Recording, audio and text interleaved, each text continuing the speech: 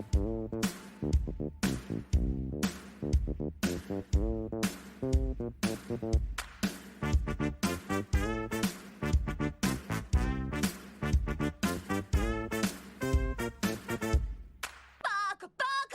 everyone, welcome to the Weeb initiative. I'm your host, the Weeb. This is the show where every other week I'll be talking about anime, manga, and everything in between. This week we'll be talking about Burst Angel.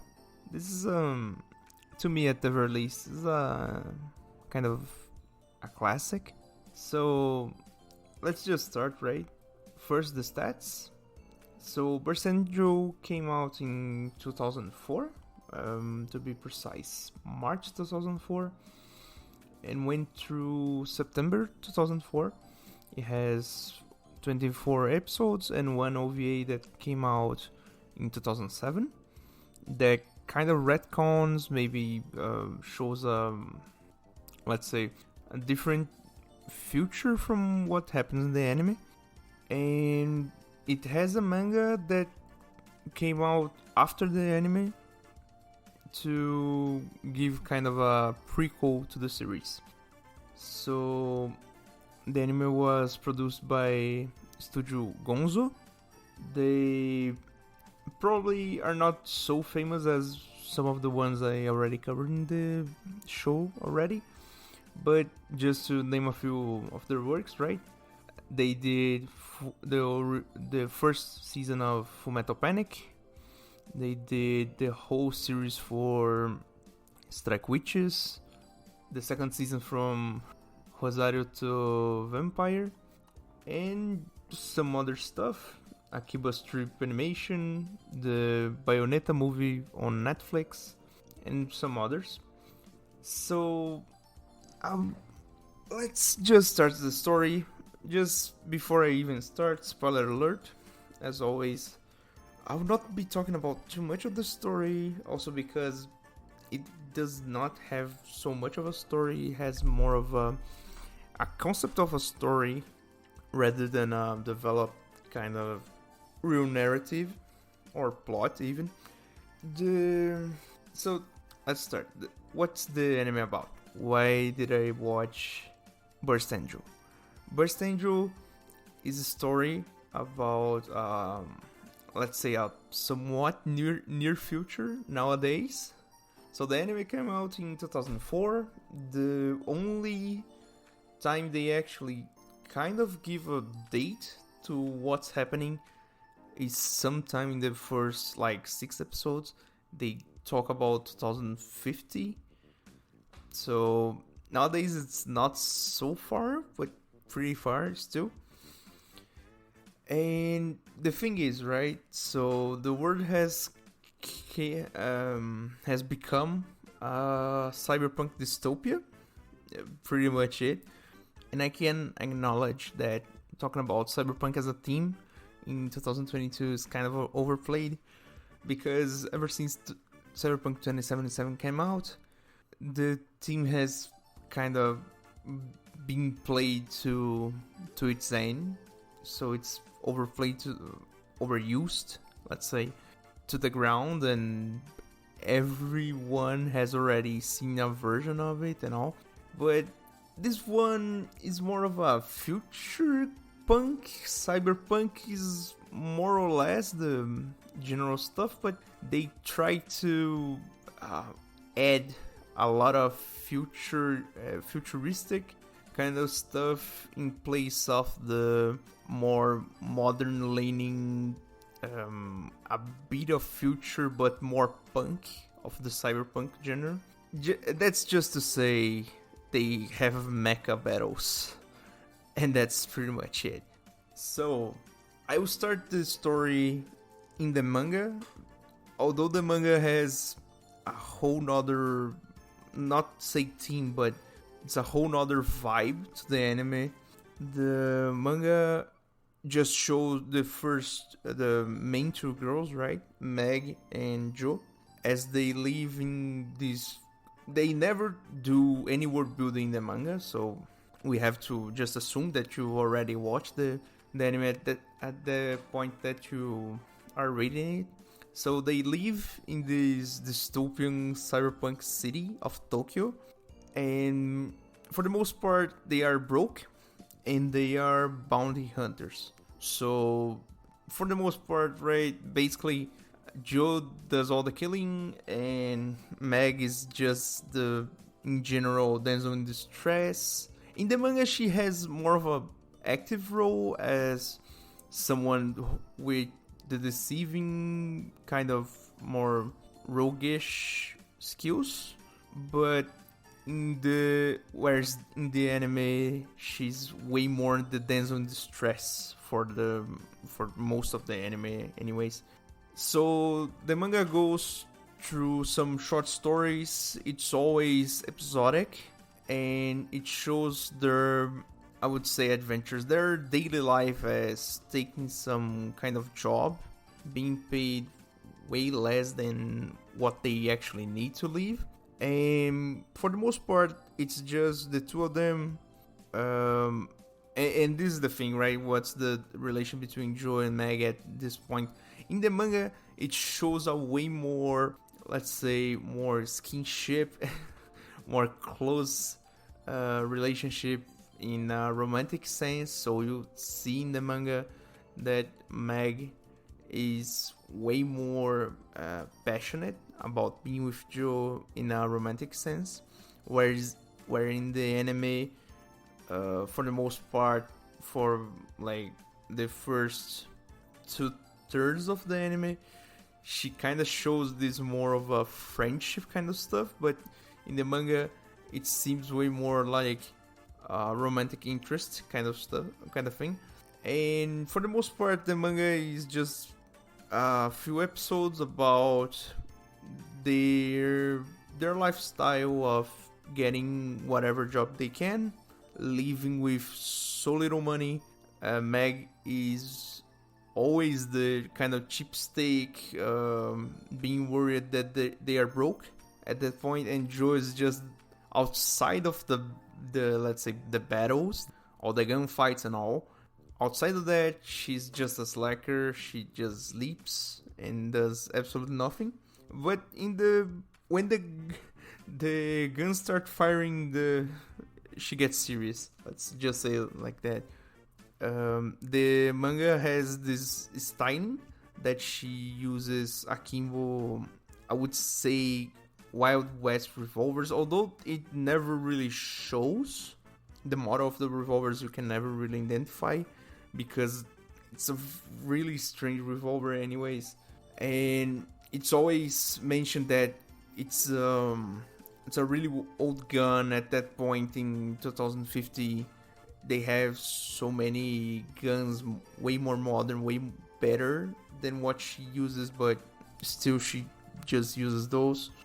And for the most part, the manga goes through some episodes that don't have any connection between themselves, and towards the end we start to kind of get this vibe where, although we don't know in the manga the past of both of the girls, eventually they start to question the past of Joe because she does not remember her past. So some guys appear to try to kill her, and just guys straight out of the comic books, let's say. Some have really strange powers, mutations, that kind of cyberpunk stuff. One of them turned themselves into a cyborg, and that's mostly it.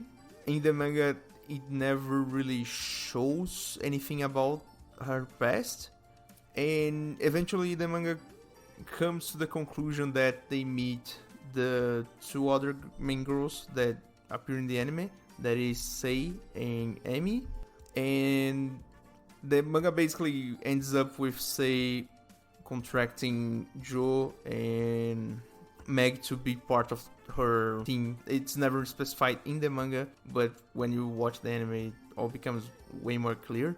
So going to the anime itself, the anime starts pretty, let's say, to build the world, right? They give some shots of the whole thing. So as a cyberpunk dystopia, you can expect everything. So it's a police state. So police is police brutality is a touchy subject. I will not get into that, but a police state implies that the police has most of the control, if not all the control.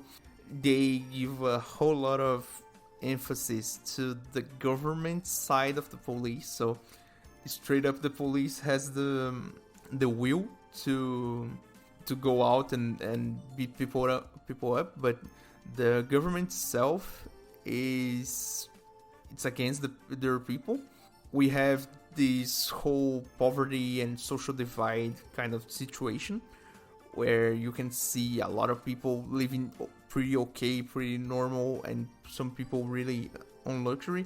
They never really showed much luxury, but you can clearly see that some people have a fairly okay life and some people live in the slums or the sewers. And gang violence, drugs, everything you can think of in a cyberpunk setting, you can find it. The first episode comes straight up, first things first, guns firing. At this point you can see, if you read the manga, that it's been some, I would say, years. They never really tell you that, but the you can infer that it's been some years since Joe started working with Sei and Amy, and Meg is there, right? But Meg is pretty much useless for the first part of the whole anime. So, anyways, and basically, first episode, Joe shows up shooting Akimbo Desert Eagles like it's 2009 and we are playing Modern Warfare 2, and that's basically it, right? The whole concept of the show is this, I would say, akin to what we tell of action B movie. It's this, just to watch the spectacle of the explosions and guns and gunfire, and eventually they get to a mecha that simulates what Joe does. So Joe has this mecha she sometimes call on, that it's called Jungle, and as her it uses Akimbo pistols. It's pretty nice, I might say. It's a pretty nice concept to the show at the very least. The animation's pretty fine, and that's one good point. The anime was made in 2004, and it's a really early use of the 3D sprite, 3D animation in anime as we see today. And to me, considering the year it was made and the quality it shows, Burst Angel is the one show that actually has a fairly good use. They used a lot of 3D animation, and still the animation is pretty good. The 3D animation is one of the 3D animations that does not suck absolute ass. The thing is, right, for all the fights that involve the mechas, because not only Joe has a mecha, the police has a mecha, some of the bad guys, most of the bad guys actually, have some sort of mecha or giant transformation. And for the most part, right, the animation is pretty decent. It's pretty, let's say, pretty action focused. So they kind of, you can see the frames kind of drop towards the 3D animation parts, but still it's pretty well made. You can see the work there.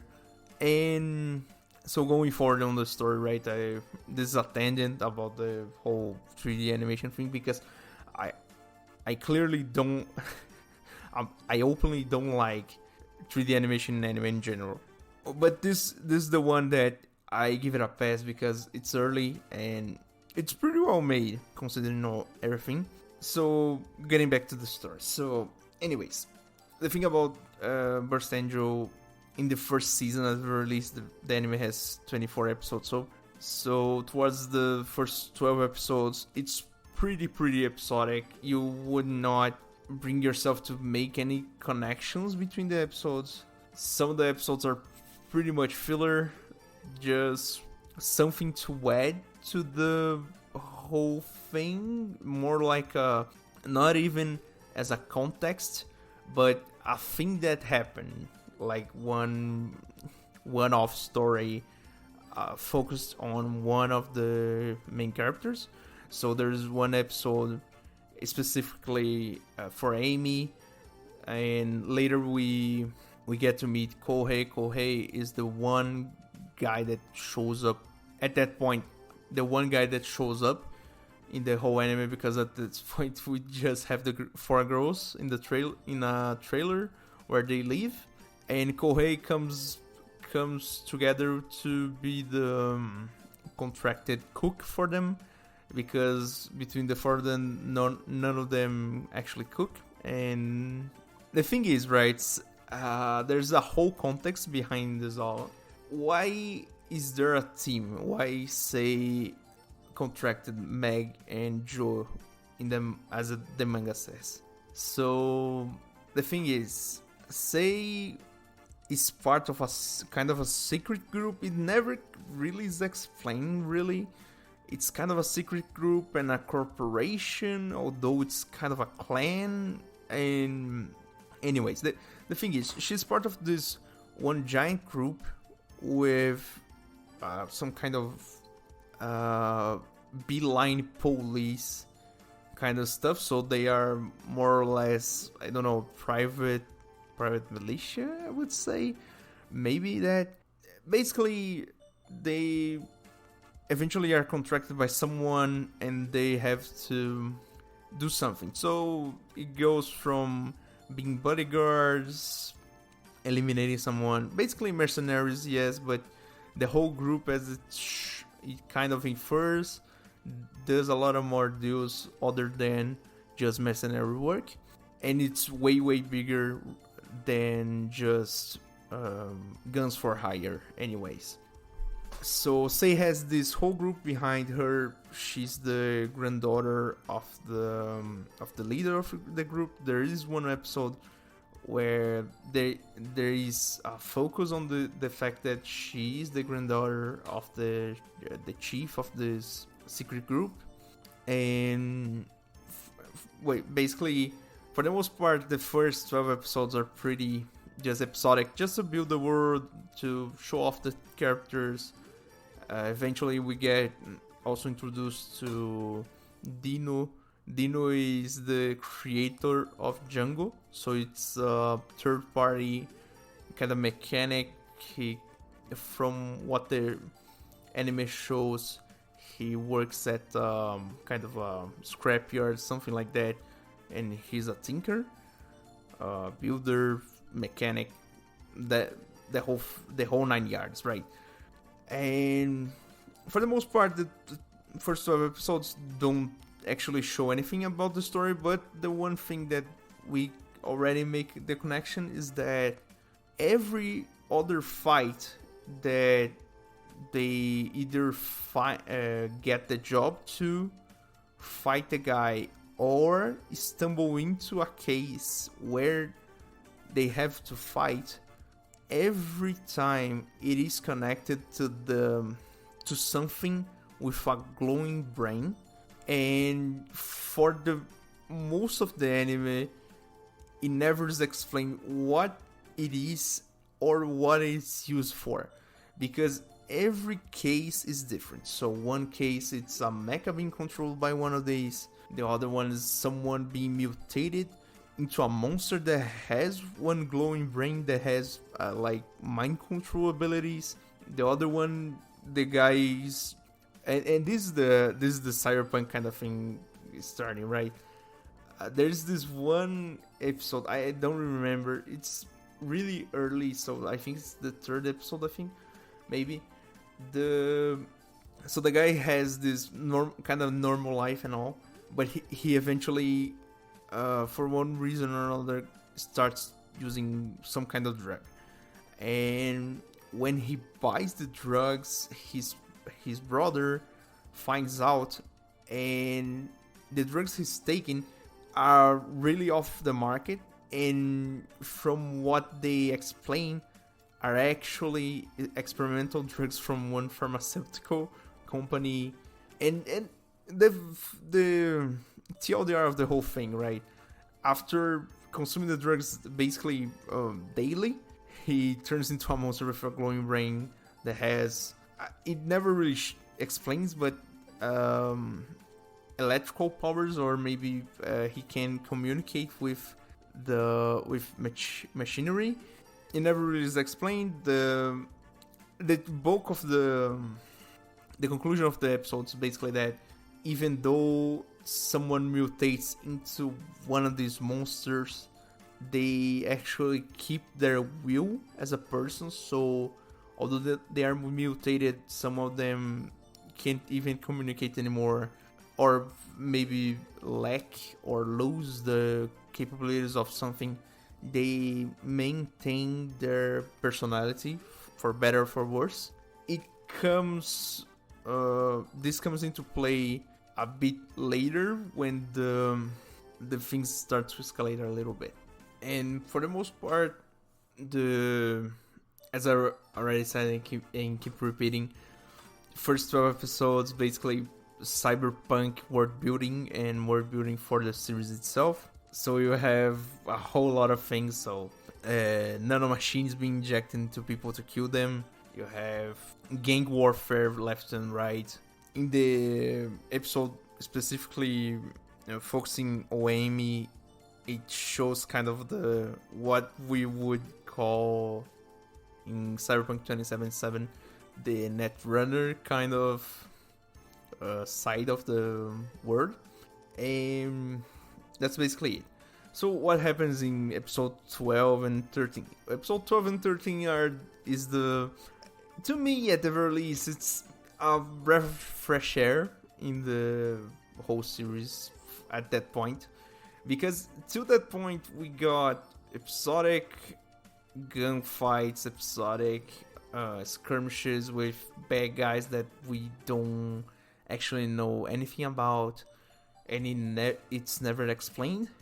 In episode 12 and 13 we got the let's say Joe is contracted to be the bodyguard of some guy that kind of does, I don't know the technical names to that, but it's one of those presentation kind of fights that's basically role playing. I don't have really a good example for that, but something that I know happens that a lot. It's it kind of just role playing presentation fight, and basically two guys on different suits just fight it out, as one being the villain, one being the hero. That's the basic of it. And Joe is tasked with being the bodyguard of the one that's basically the hero, the star of the show. She goes there to Osaka, so they basically operate in Tokyo, but she goes to Osaka to bodyguard this guy, and eventually the other guy, the guy that plays the villain, actually mutates into a monster mid-fight in the presentations, and the public does not know, or does not notice the fact that the guy actually mutated for real, and the fight basically kind of goes haywire, but Joe kind of does her thing and all, and the public reaction we'd never really see the end of it, because at this point Joe is pursuing a monster running away in the sewers, and in the middle of it she stumbles upon from what we can see, it's some kind of independent police force for Osaka only. So they kind of show this off in this whole 2-episode arc, that whereas Tokyo is the cyberpunk center, this dystopian kind of dominated city, that has no escape from this paradigm they are locked into. Osaka is still a normal city in this dystopian future. So it's the Osaka from now. I don't know if the original authors had a thing for Osaka. I don't really know how this plays out in real life, but it shows a really good spirit in Osaka of this resistance to this police state, this domination by the big corpos and the government and all. And the whole arc is basically we being presented to the girl that shows up sometimes. Towards the end, she shows up a lot more. That is Takane. Takane is the daughter of this police independent police chief, and she's part of the force. Yes, she's the captain of one of the divisions, and basically she shows this unwavering independent spirit to fight off the guys who want to dominate them. And to me, this arc is especially nice because at some point there comes a big assault into the Osaka police kind of HQ, and the guys just start bringing out all the guns. And this is one thing that I did not say yet, but Burst Angel, for the most part, in the first half, that we have more human-like opponents and human-like enemies, the guns are pretty good, pretty well represented, in my opinion. So Joe has 2 Desert Eagles, which is as iconic as you can get. If the Desert Eagle is the icon of everything, so what can you say about Akimbo Desert Eagles? I mean, the Desert Eagle as a practical weapon, it's pretty bullshit. It's not practical at all. 50 AE, from all I can see, it's pretty bad to daily use, and she uses 2 of them. So, I mean, it's just for style, right? But for the most part, the guns are pretty well represented.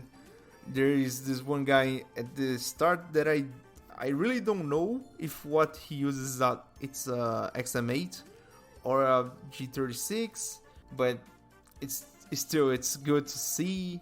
They show a lot of shots with pistols, so it's a 1911, something or other from SIG.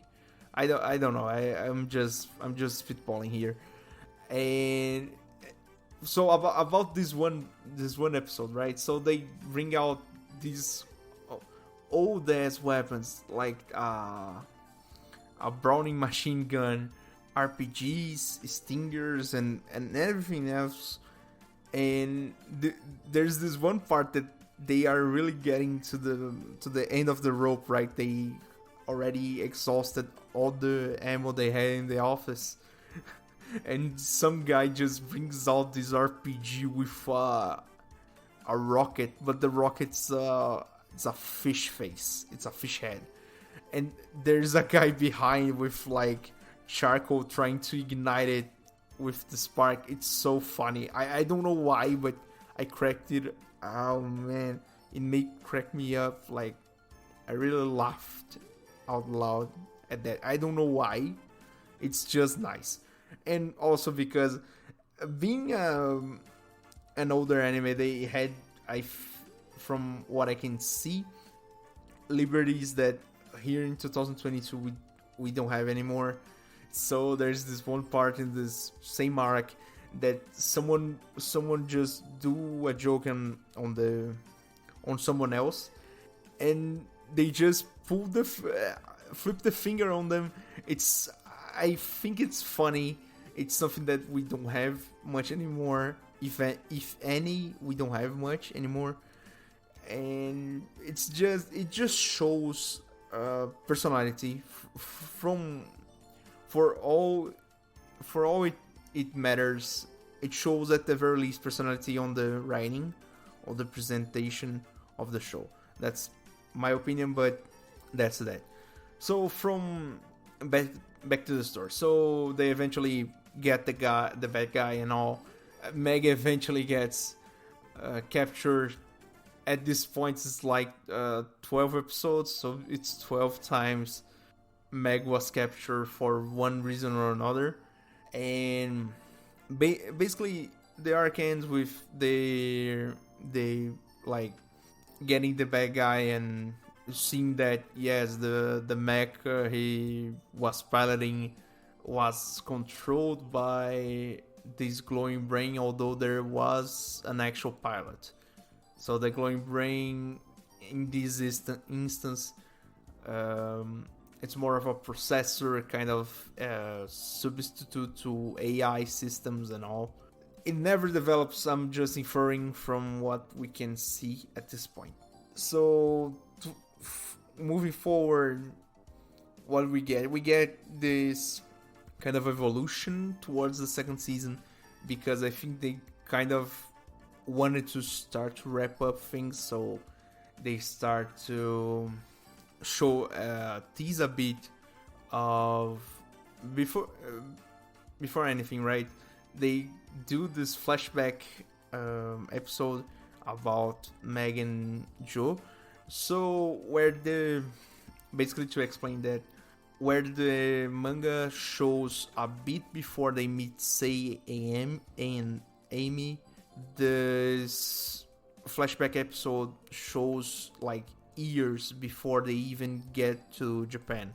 And there is a plot hole in the fact that Joe ends up in the United States before she ends up in Japan, although later they kind of discover that she would have fallen into the sea near Japan and not even near New York, where she eventually lands, or they show that she lands. The thing is, right, the flashback's basically a story about how Meg was an orphan street girl, and she had this group of younger kids, and they basically just stole from people, did this kind of cheap jobs just to get by, living the streets and all.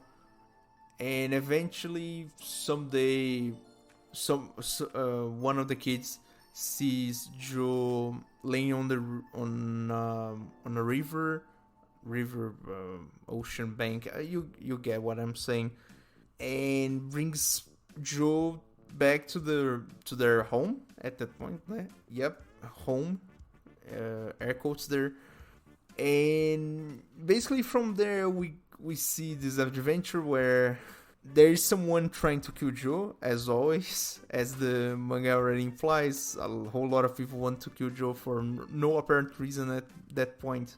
But the thing is, right, the kids rescue Joe from the ocean, and somehow an assassin appears to kill Joe, but Joe kind of deals with them, more or less. The episode ends with the younger kids becoming kind of adopted by some guy that it's really only shown on that episode. It's not really story relevant. They just show that Meg can see that the way she lives is not the good way, and she chooses to let the kids just live a better life without her. And she sticks to Joe, although Joe at this point does not know anything about herself, does not remember her past, and just remembers her name and how to fight. So moving forward, what happens towards the second season is that they start to ramp up really this kind of the glowing brains thing. So they start to show up more and more, and you can see that it scales. So from an urban legend, it goes to something that attacks attacks a boarding school to something that actually shows up on the TV, to the point that it one glowing brain is used, and it's really cryptic at that point because they kind of start to show the guy that is kind of pulling the strings behind it all. They kind of install a giant glowing brain on the, let's say, the main hub for television in Tokyo, so they start to more or less emit what we would call a subliminal message in the programming, so people that watch certain channels, certain programs, eventually get to be controlled by them. And this is a whole thing, right? And you see that at this point, with the evolution of the brains, this one brain has the capability of sensing that it is in danger, that Joe eventually goes up to it to destroy it, and it tries to threaten all the girls who don't fight, so Meg, Sei, and Amy, that don't actually directly fight. You can see the evolution there from a general standpoint. The enemy also evolves a bit, and from this point on we get to the, let's say, the wrapping of the story. So from episode 16 onward, the anime kind of really starts to say that, yeah, we are ending it. And from episode, I think it's 19 forward, it is the final arc of the whole anime. So episode 16, they present the last main girl for the series, that is Maria. Maria is one of the girls, much like Joe. She kind of shows up as a random opponent, but it kind of develops in a way that Joe starts to remember her past, more or less. And towards the end of the anime, they do a huge lore dump towards the last two episodes, because this is a big detail actually. The last part of the whole anime, actually, it's a whole cycle of recycled scenes from other episodes. The opening, I would say the ending, but the ending is a whole other thing.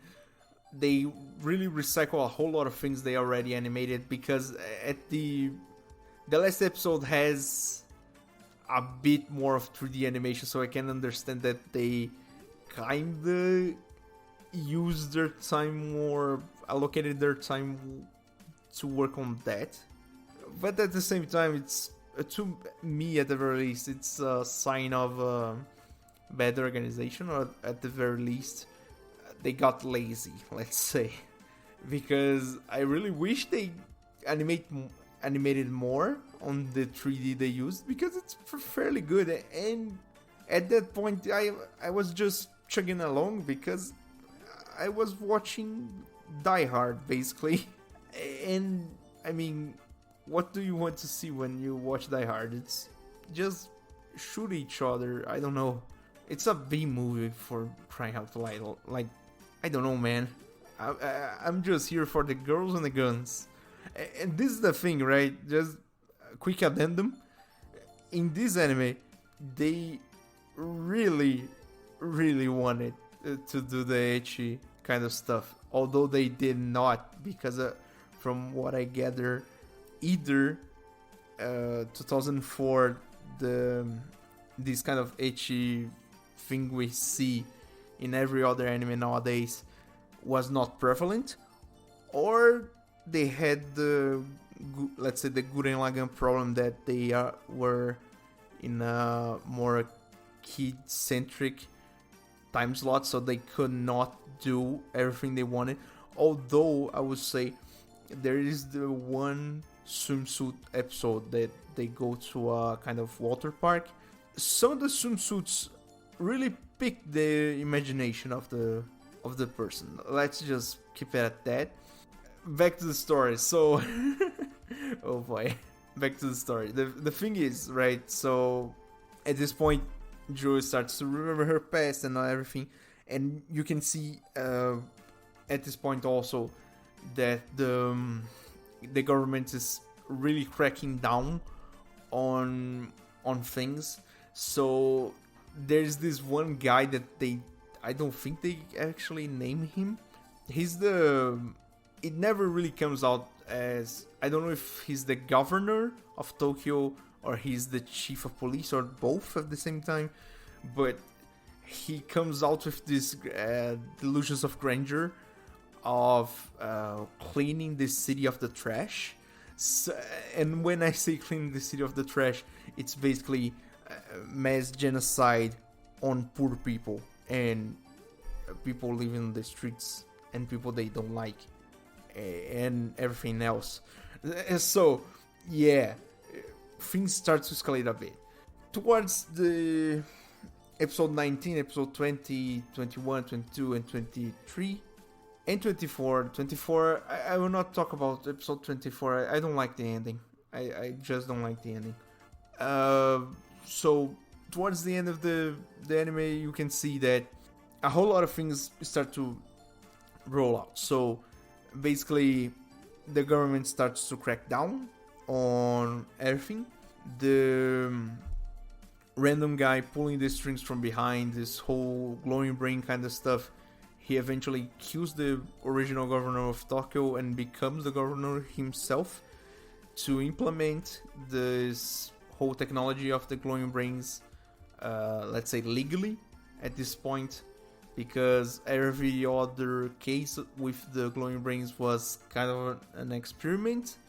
It never really shows what the experiment was about, it just says that, and basically everything starts to kind of fall together to end the anime.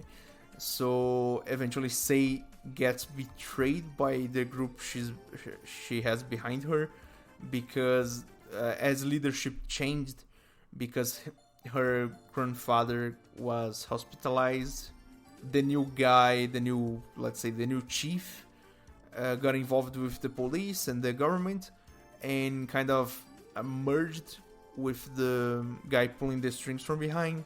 There's that, and then they disassemble the team, so they go their separate ways for it seems like it was weeks, but I would say it was at very least, I don't know, man, 5 days.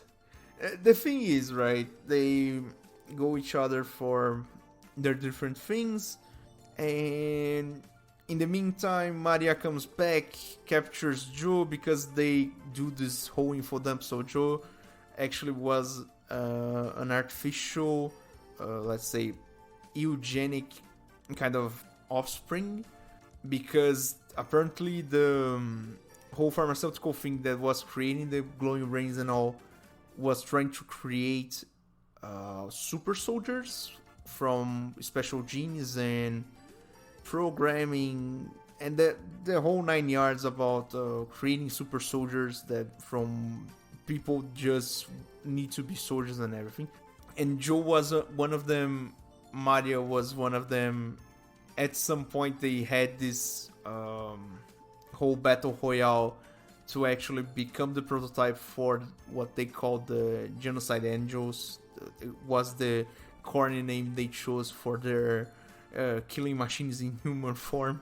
But they did the battle royale, and Jo eventually ends up going into the sea and drifting away to New York, although they say the whole thing was in a place in the Pacific, so it never really makes much sense, because to get from the Pacific to New York you would need to do the rounds do a whole round actually, even through the Panama Canal. The thing is, right, it is messed up. There's a plot hole there, but there's this whole lore dump Maria and Joe fight. Joe kinda wins, kinda doesn't. And Maria at the very last second, she kind of breaks out of the programming. She understands that there's more to life than fighting, and then she dies. That's basically it. And then we get to episode 24. I will not talk about it. I don't like it. Oh boy, I hate it. I hate it. I will not be talking about the OVA also because, one, I could not find it. At the very least, I could not find it subbed, nor dubbed actually. It's fairly difficult actually to find it nowadays. The thing is, I did not find it to watch, and I could not be bothered because I don't like the ending, but to retcon the ending would be also a disservice to the anime, in my humble opinion. So now that I talked about all the story, let's just wrap it up with my opinion. The thing about Bakuretsu Tenchi Burst Angel, what's my opinion about it? It's really good to see a point in the history of anime that we could just see anime for entertainment. So, as I said, it's like watching things like Die Hard. It's a B action movie. I'm just there to watch explosions, gunfire, blood, and the eventual punch or the headbutt. You know what I'm saying. The thing is, there's not much story.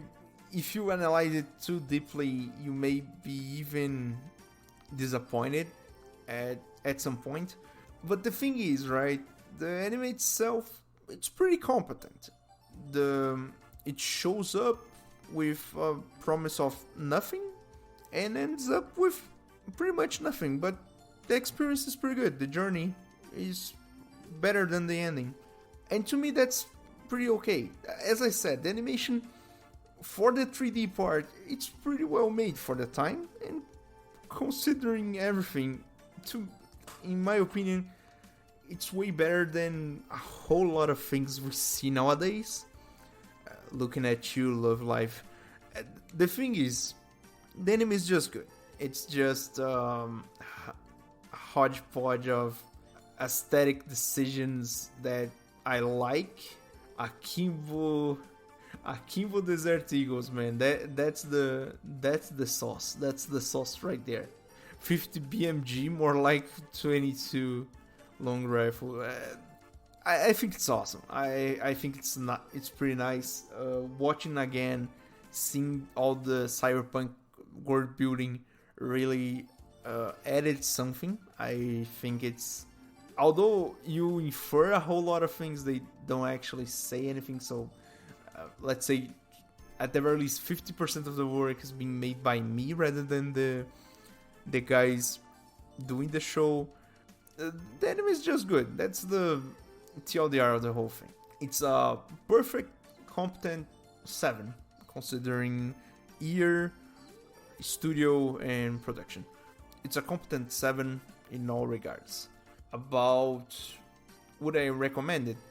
I mean, sure. If you can, watch it. I wasted 24 episodes way worse than this. It's pretty competent. If you can watch it, it's pretty good. The manga is really just an extra, actually. It's not really necessary to read the manga. The manga has just 17 chapters. And that's basically it. So after this nearly 1 hour of me rambling about an anime from 2004, if you like the show, if you like what I do, if you like me talking, please follow, give it a like, join the Discord. If you are on YouTube, please subscribe. Every other week I'll be here talking about anime and manga, and I'll see you next time. Bye.